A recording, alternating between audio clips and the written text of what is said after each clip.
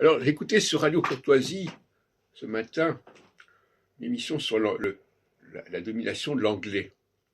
Mais les gens qui parlent de cette question-là ne sont pas scientifiques, si on peut dire. Ils ne savent pas exactement quel est le débat.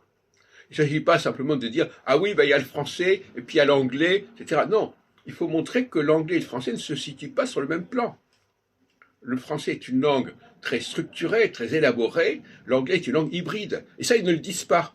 Ils disent simplement « Ah, c'est pas juste que… » À un moment donné, à mon avis, dans les 10 prochaines années, on va vouloir que la Terre, l'humanité, parle une langue de haut niveau.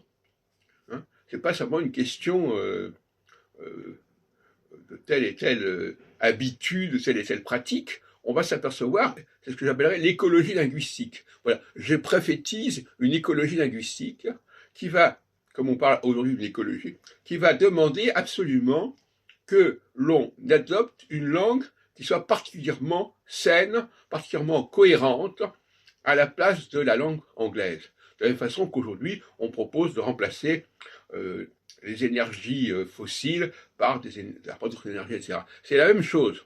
Le combat pour le français, c'est le même combat écologique contre des énergies polluantes, etc., etc. C'est le même principe.